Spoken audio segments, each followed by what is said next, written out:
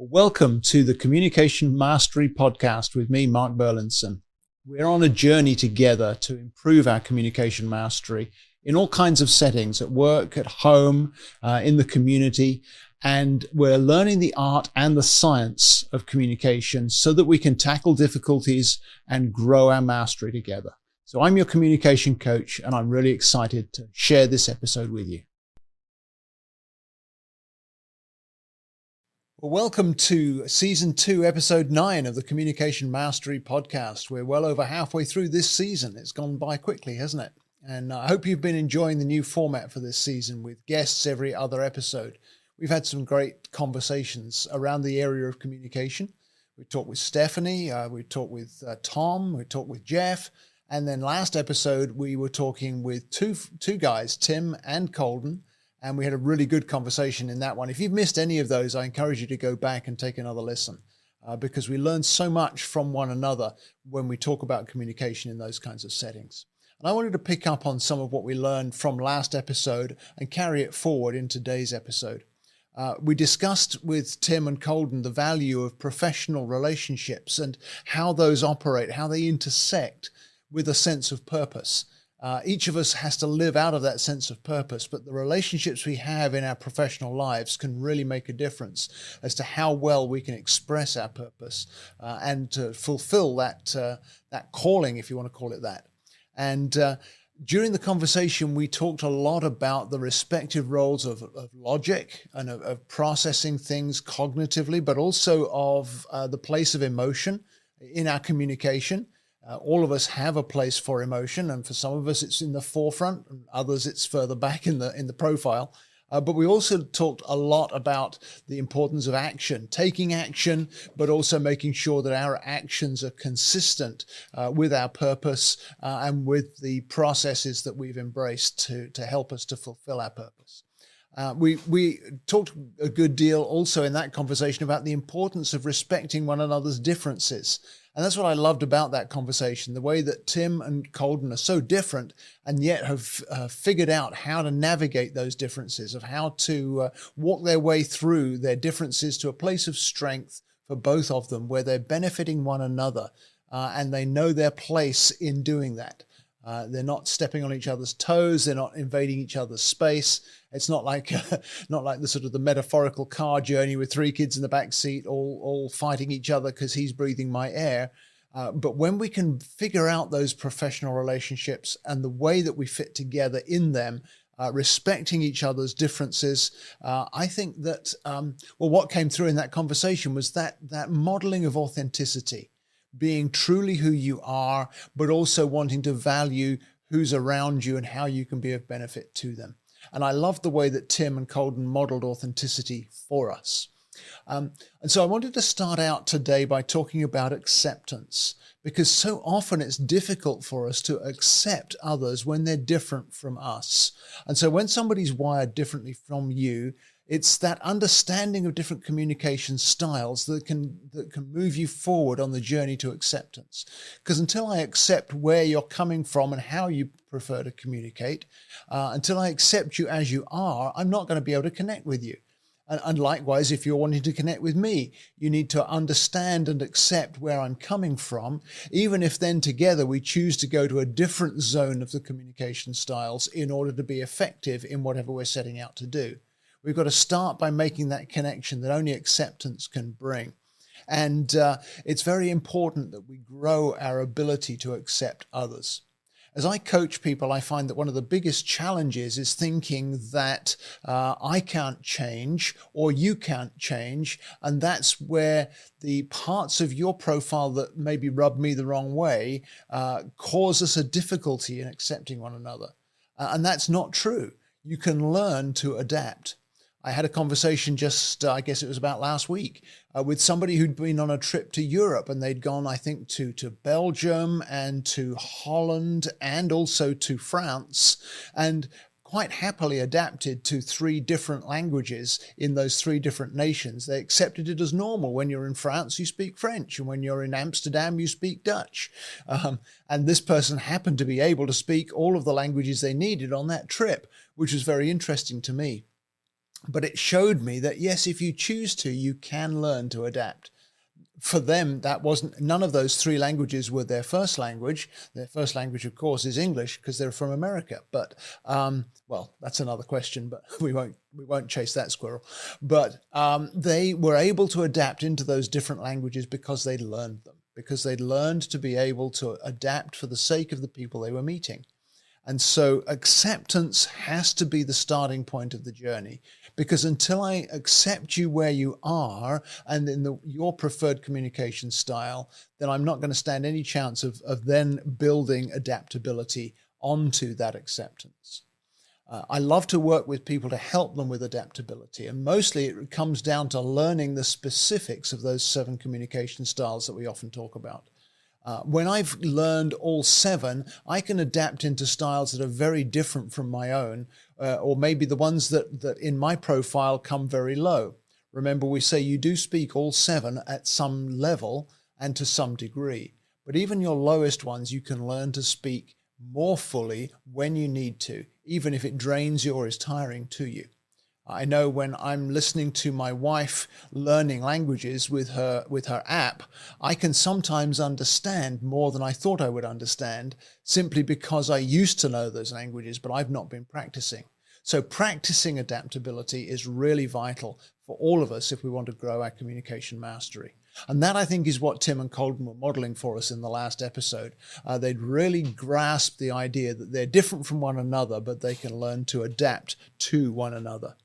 And so we gain connectedness when we can build on our authenticity in that way. And that's what makes our business and professional relationships productive. It makes them worthwhile.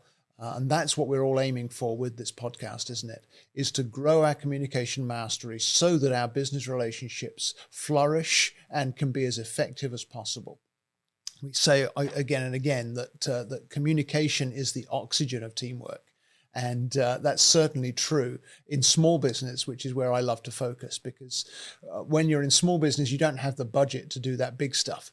But with the communication styles, you can make a huge difference to the way people work together. And I love the way that Colden highlighted that in the last episode, the benefits and the value of being able to do this. So let's talk a little bit about the return on investment from communication coaching, because when teamwork becomes more effective, then you can fulfill your mission, or you can complete your purpose, or you can just make a profit far more easily because everyone's working together. I met with a group just a couple of weeks ago, and I came up with a new definition for the acronym TEAM, which is that together everyone achieves more. TEAM. Together everyone achieves more. And that really hit where they were wanting to focus with their communication, that they could work together more effectively. I'm working at the moment with a team that's recently expanded by a great measure, and it wasn't necessarily a planned expansion. It was a merger of 2 groups that was kind of rushed on them by circumstance. And working with those 2 teams as they begin to learn to work together, there are all kinds of challenges to overcome, but they're working together much better because we're looking at the styles that each one brings to the table, the strengths that each one brings to the table, and their teamwork is growing as a result. And so when you have effective teamwork, you also see enhanced productivity. Because each person is able to offer their personal strengths with the understanding that others have different strengths to offer that complement what I might be bringing to the table. And if you've got an awareness of your own contribution together with an understanding of where you may have blind spots, put the 2 together, and that leads to much stronger teamwork, much more effective return on your investment in communication coaching. I met with a group just about a month ago now who are in a kind of consulting sales-based setting, and they're commission-based. And so what they do with each person who walks into their showroom, how they interact with those potential clients is really important to them. And so we were looking there at the different communication styles and helping them to figure out how to understand each client, each customer as they walk through the door. Obviously you start out with the niceties, hi, good morning, what brought you to us today? How can we help you? What are you looking for? But out of the responses to just those very few simple, bland questions, to be able to zero in on, does this person require action for me to make a connection with them? Do they want to get to the bottom line quickly? Or do they want to look at the details of what they've come in for and make sure we cover all of the bases with that? Or are they somebody who's just at the thinking stage of their journey towards hiring a consultant? Do I need to engage with them on a cognitive level and not try to demonstrate to them all the practicalities, but just get with them on the digging deeper, on the thinking, being resourceful, managing the schedule rightly, or what those kinds of factors? Or has this person come in just because they had a feeling that the atmosphere of our showroom is something that they can connect with, and they want to create that feeling at home or in their business, and so I need to engage with them on an emotive level? So I'm helping that team to be able to define very quickly in their own mind, what mode of communication do I need to use with this person who I only just met maybe seconds or minutes ago, so that we can have that deeper connection for a greater effectiveness in serving them or in selling to them. Because when you're commission-based, then there's definitely a return on investment to be able to make those connections. I know with some of the realtors that I work with or have spoken with, they say there's great value in that kind of skill as well, because every client is different. And so being able to connect more deeply, more effectively, as quickly as possible can really be a valuable skill to grow. And one other area that's a return on investment, and I guess this comes back around to effective teamwork with some of the teams I've been working with recently. If you can reduce conflict with your colleagues on whatever team you're on, that also frees up so much energy, so much mental space, so much emotional bandwidth to be able to give yourself more fully to the work that you're doing together. And rather than rubbing up against each other or pushing each other's buttons, you can find yourselves actually being able to collaborate more effectively, because the conflict has been reduced by understanding communication styles. And so across the board, it's the small and medium-sized businesses where you've got a dozen people trying to work together on projects or toward a certain target. That kind of size of group, maybe even up to maybe 30 or 40 people.